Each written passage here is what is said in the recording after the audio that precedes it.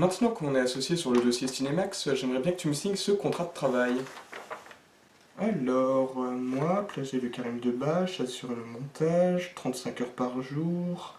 Ouais, ça me paraît honnête, mais par contre je me demandais, pour le salaire, on fait comment?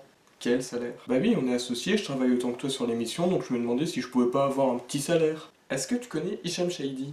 Oui, c'est celui qui fait la musique de ton générique. Attends, je vais te faire écouter.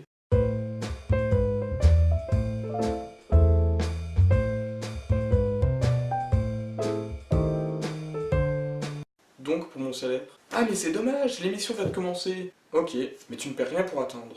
Bonjour à toutes et à tous, et aujourd'hui, on s'attaque à un très gros morceau, puisqu'il s'agit de Mars Attack. Mars Attack est un film américain sorti en 1997 et réalisé par Tim Burton, un réalisateur ô combien populaire que vous devez tous connaître. En ce qui concerne les acteurs, ce film est rempli d'acteurs de talent, puisqu'il met en scène Jack Nicholson, Pierce Brosnan, Glenn Close, Annette Bening, Michael J. Fox et Natalie Portman. D'ailleurs, vous l'avez déjà vu faire du rap? I don't sleep, mother off that yak and that Durban, doing 120, getting hit while I'm swerving. Damn, Natalie, you a crazy chick. You shut the up and suck my. Moi oui. Donc le film s'ouvre sur du racisme. Hey, howdy there, Mr. Lee.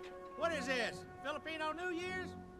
Et un troupeau de vaches en feu. Mais rassurez-vous, ce n'est pas de ça que le film va parler, puisque nous sommes tout de suite introduits à ce qui va constituer le cœur de l'histoire. Les Martiens débarquent dans des soucoupes volantes numériques. Mais on en reparlera plus tard. Donc les aliens se font caler et la Maison Blanche est mise au courant. On est alors introduit à une foule de personnages, la famille présidentielle, des généraux, un scientifique, une famille de bouseux, un couple de journalistes en proie à des problèmes conjugaux, une hippie, un pharaon d'Égypte, sa famille et un directeur de casino, qui ressemble étrangement au président. Donc tous les personnages ont chacun leur petite histoire, mais on va se concentrer uniquement sur la plus importante.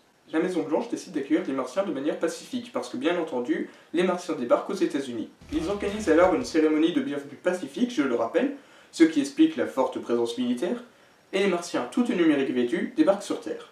Et on reparlera de ces effets numériques. Au début, tout se passe bien, sauf qu'une colombe surgit et déclenche l'hystérie des Martiens, qui commencent à tuer tout le monde, à coup d'effets numériques, et sèment la panique et la mort sur toute la planète. L'occasion pour nous de suivre les aventures de notre multitude de personnages aux quatre coins des États-Unis, parce que le reste du monde, on s'en fout.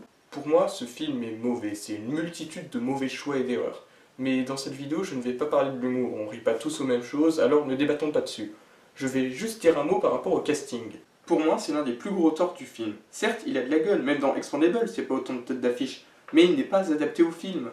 Vous savez, Jim Carrey a dit qu'il y avait un monde entre ce qui était drôle pour le réalisateur et les acteurs, et ce qui est drôle pour le public. Et je suis assez d'accord avec lui. Faire rire, c'est loin d'être simple, il faut vraiment que le jeu d'acteur se prête à 100% à la comédie pour que ce soit réussi.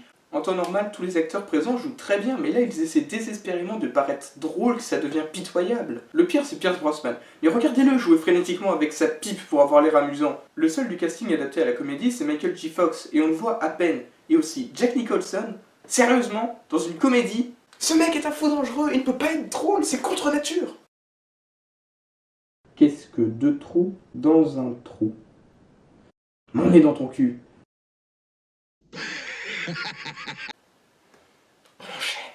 Parlons des effets numériques. Tout comme le casting, c'est un très gros tort. Mars Attack se veut un hommage aux vieux films de science-fiction des années 50. À cette époque, on n'utilisait pas les FX, pas à cette échelle en tout cas. Les soucoupes volantes étaient des maquettes en carton, les aliens étaient de simples acteurs dans des costumes, et les gens mouraient normalement. Quand on fait un hommage aux vieux films, on essaie un minimum de respecter les techniques utilisées à l'époque, même si elles sont dépassées. Dès le moment où on fait autre chose, le statut d'hommage est remis en question. Et en plus, les effets sont moches. C'était en 1997, tu ne peux pas parler des effets spéciaux de Mars Attack en les comparant à ceux de maintenant. Tu veux qu'on parle des FX? Un an avant Mars Attack sortait Une nuit en enfer, avec des effets spéciaux beaucoup mieux faits et qui ont sûrement coûté moins cher quand on compare le budget des deux films. En 1992, soit 5 ans avant Mars Attack, sortait Jurassic Park, avec, une fois encore, des effets spéciaux bien mieux faits. Et rien que pour le troll. En 1902, soit 95 ans avant Mars Attack, Georges Méliès sortait Le Voyage dans la Lune avec des effets juste incroyables pour l'époque et qui surpassent sans problème ceux de Mars Attack. Il avait les moyens de mieux faire et il n'a pas mieux fait. Donc c'est moche et ça casse le statut d'hommage. D'ailleurs, vous savez ce qui est le pire ennemi de l'hommage? La parodie. Et Burton en fait plein dans ce film. Par exemple, l'effet de trouver la seule arme qui tue les aliens vers la fin du film, que les aliens kidnappent des gens pour faire des expériences sur eux, tout comme le fait de montrer l'avancée des aliens dans plusieurs pays avec le plus souvent un plan monument, peuvent être considérés comme des codes du film d'invasion et Burton les détourne dans un but comique pour se moquer, ce qui fait que Mars Attack quitte l'hommage pour sombrer dans la parodie. Pour moi, c'est la preuve que Tim Burton ne maîtrise pas son film. Dans Mars Attack, tout est sacrifié pour la blague.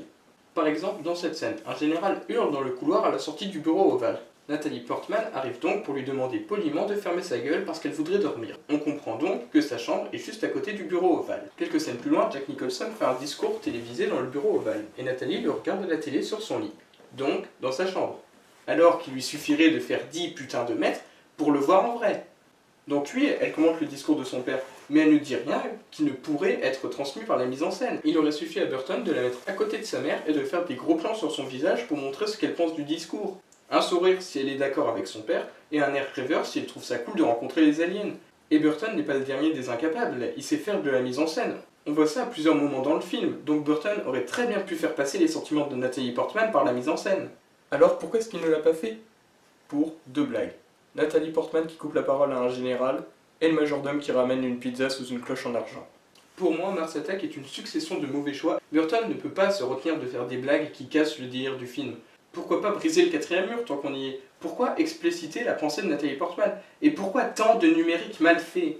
Et tout ça se rajoute à d'autres problèmes du film. Par exemple, le casting est bien garni, mais il est peut-être trop bien garni justement. Il y a trop de personnages pour faire un traitement satisfaisant de chacun d'entre eux.